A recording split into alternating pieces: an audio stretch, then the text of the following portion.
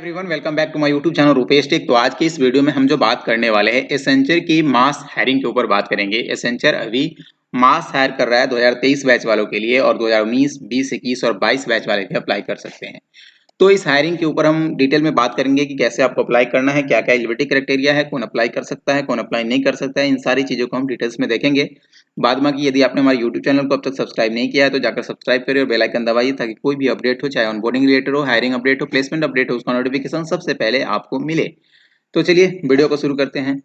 सबसे पहले हम बात कर लेते हैं एसेंचर के मास हायरिंग 2023 के ऊपर। तो ये जो जॉब रोल होने वाला है, इसमें आपका जो होगा वो एसोसिएट एप्लीकेशन डेवलपर का होगा। और इसमें जो बैचेज अप्लाई कर सकता है 2019 वाले, 2020 वाले, 2021 वाले, 2022 वाले और 2023 वाले, यानी जो फ्रेशर्स है वो भी अप्लाई कर सकता है। साथ ही साथ डिग्री की बात करें तो B, BTech, ME, MTech, MCA और एमएससी। एमएससी में जो है आपका सीएससी और आईटी होना चाहिए, तो आप अप्लाई कर सकते हैं। ठीक है। बाद बाकी इसकी जो एलिजिबिलिटी क्राइटेरिया की बात करें तो एलिजिबिलिटी क्राइटेरिया मैंने पहले ही बता दिया। जो B, BTech, ME, MTech, MC, MSc वाले अप्लाई कर सकते हैं, और बैचेज बता दिया है। साथ ही साथ आपका जो है फुल टाइम एजुकेशन होना चाहिए, कोई भी गैप नहीं होना चाहिए इनसाइड योर डिग्री। यानी डिग्री कहने का मतलब है B, BTech, ME, MTech, MC, MSc में कोई भी बैक नहीं होना चाहिए, ना कोई बैकलॉग होना चाहिए, ना कोई ईयर गैप होना चाहिए। अगर आपका 10, 12th में ईयर गैप है, एजुकेशन में गैप है तो चलेगा, लेकिन डिग्री में गैप नहीं होनी चाहिए। ठीक है। No active backlog during application और ड्यूरिंग ऑनबोर्डिंग। ऑनबोर्डिंग के time, at the time of application, दोनों के टाइम आपके पास कोई भी बैकलॉग नहीं होना चाहिए, कोई सेमेस्टर का बैकलॉग नहीं चाहिए। ठीक है। आगे इन्होंने क्या mention, candidate should not have appeared the Accenture requirement assessment interview process in the last 3 months. यदि आप एसेंचर के किसी भी रिक्रूटमेंट प्रोसेस में विद इन द 3 मंथ, यानी लास्ट 3 मंथ में अप्लाई किए हैं या फिर सम्मिलित हुए हैं, अपीयर हुए हैं, तो आप इसके लिए एलिजिबल नहीं है। ठीक है। और उसके बाद एक्सपीरियंस की बात करें तो आपका एक्सपीरियंस जो है लेस देन 11th मंथ होना चाहिए।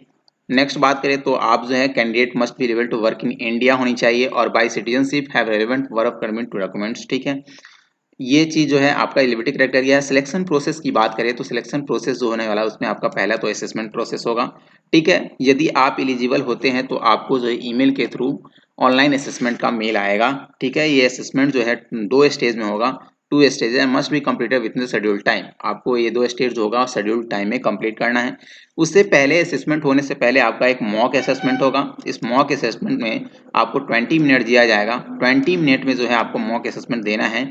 मॉक असेसमेंट इज मैंडेटरी है, और it will ensure that you have the right hardware, software and internet. Actually होता क्या है, कई लोग एग्जाम देते हैं लेकिन उनकी सिस्टम कंपेटेबिलिटी नहीं होती है, जिसके कारण मॉक टेस्ट आपको देना पड़ेगा। मॉक टेस्ट से आपको पता चल जाएगा आपका सिस्टम जो है एग्जाम के लिए कंपेटेबल है या नहीं है, ये चीज़ें आपको पता चल जाएगी। असेसमेंट के बाद आपको जो है रियल जो एक्सपीरियंस है ओरिजिनल असेसमेंट का, वो यहाँ पता चल जाएगा। ठीक है।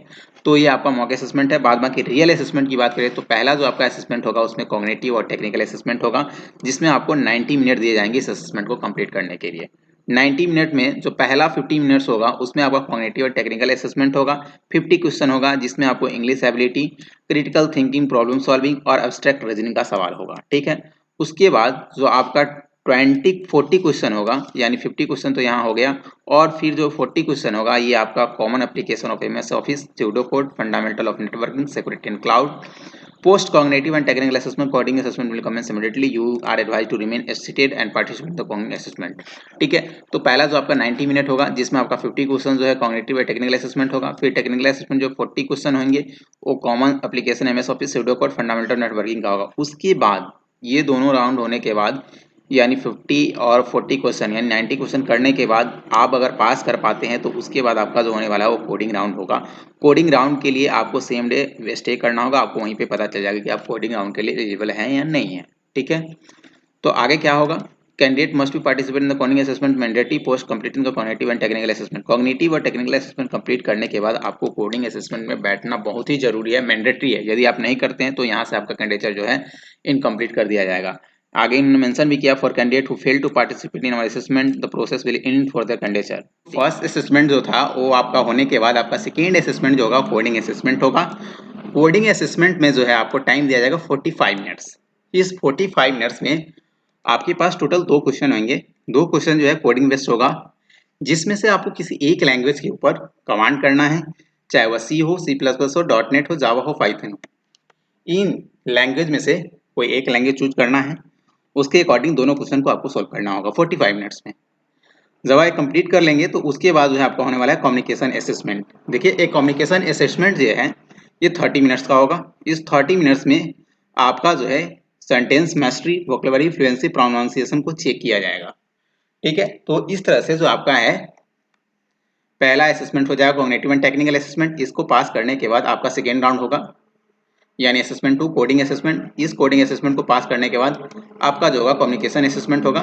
ठीक है, कम्युनिकेशन असेसमेंट के बाद आपका जो होगा वो इंटरव्यू होगा। ठीक है, ये इंटरव्यू एक लास्ट स्टेज है। ये कम्युनिकेशन असेसमेंट जो है ये असेसमेंट ऑप्शनल होता है लेकिन आपको देना जरूरी हो जाता है। ठीक है, और ये लास्ट में जो होने वाला वो इंटरव्यू होगा। इंटरव्यू में बहुत ही ईजी क्वेश्चन होते हैं जो आप पास आउट कर जाएंगे इजीली वे में। तो ये था आपका टोटल हायरिंग अपडेट एसेंचर का। बाद बाकी कुछ डिटेल्स है जो बात कर लेते हैं। जॉब प्रोफाइल आपका एप्लीकेशन डेवलपमेंट एसोसिएट होगा। सैलरी जो होने वाली 4.6 एलपीए की होगी। जॉब टाइप फुल टाइम है। लोकेशन जो है बेंगलोर, हैदराबाद, चेन्नई, मुंबई, पुणे, गुड़गांव, कोलकाता होने वाला है। ठीक है, एप्लीकेशन डेडलाइन कुछ भी मेंशन नहीं किया गया है, तो आप apply as soon as possible पे क्लिक कीजिएगा। क्लिक करने के बाद जो है इसका एप्लीकेशन लिंक ओपन हो जाएगा जहां से आप जाके अप्लाई कर सकते हैं। देख सकते हैं यहाँ पे दिख गया आपको, अप्लाई नाउ पे क्लिक करके आप अप्लाई कर सकते हैं। ठीक है, यदि अकाउंट होगा तो अकाउंट डायरेक्ट लॉगिन करके कीजिएगा, नहीं है तो आप अकाउंट क्रिएट कर लीजिएगा रजिस्ट्रेशन के लिए। ठीक है, तो इस तरह से आप अप्लाई कर सकते हैं। बाद बाकी अप्लाई करने का लिंक आपको वीडियो के डिस्क्रिप्शन में मिल जाएगा, आप लिंक पे क्लिक करके भी अप्लाई कर सकते हैं। तो यह था आपका एसेंचर का mass hiring update for the freshers 2023। यदि इसके अलावा कोई भी इशू हो, कोई प्रॉब्लम फेस करेंगे एप्लीकेशन डालते वक्त, तो आप हमसे कमेंट करके कमेंट में पूछ लीजिएगा। कमेंट के थ्रू हम आपका रिस्पॉन्स कर देंगे। बाद बाकी आज के लिए इतना ही रखते हैं, मिलते हैं अपने नेक्स्ट वीडियो में। तब तक के लिए good bye, thank you and bye bye. यदि चैनल सब्सक्राइब नहीं किया तो जाकर सब्सक्राइब कर बेल आइकन जरूर दबाइए। चलिए good bye, thank you and bye bye.